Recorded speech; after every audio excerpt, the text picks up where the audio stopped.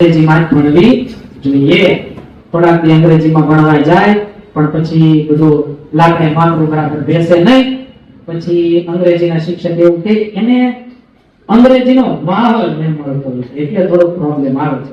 પછી બિચારી મમ્મી ઘરે અંગ્રેજીનો માહોલ આપવાનો પ્રયત્ન કરે કે બેટા જલ્દી જલ્દી વેકઅપ થઈ જા, બ્રેકફાસ્ટ કરીને લર્ન કરવા માંડ, યસ્ટરડે તારી એક્ઝામ સ્ટાર્ટ થાય છે અને જો તું લર્ન નહીં કરે તો બધેથી બેક રહી જઈશ અને બધા તારા ફ્રેન્ડ્સ છે તે પ્રાઉડ થઈ જશે.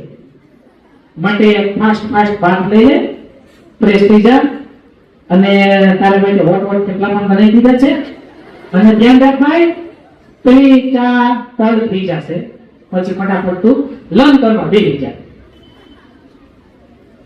અને આપણી અંગ્રેજી કેવી આપણે તમે જોજો આપણે ગુજરાતી એટલા પાકા છીએ ને કે આપણી ગુજરાતી ભાષા ભલે બધા વાતો કરતા હોય કાર્યક્રમો કરતા હોય કે ગુજરાતી ભાષા ભાઈ લુપ્ત થઈ જશે અને એને બધી મરી જશે એ બધું કઈ નહીં થાય. કારણ કે આપણે ગુજરાતી એટલા ખતરનાક પાકા છીએ વેપારી ટાઈપના. આપણે જગ્યા ના થવા દઈએ ગુજરાતી શબ્દોની વચ્ચે અંગ્રેજી ઘૂસવાત ના. આપણે ક્લાસમાં બે શું કરીએ 3 જણા બેસી બાજુમાં દફતર મૂકીએ પછી ત્રીજો એમ કે મારી જગ્યા કરીને ગુરુજી જો હું આવી છું બોલો દફતર પછી રોમ પકડી રાખે નીચેના બે બાજુ જગ્યાએ તો નીચેના.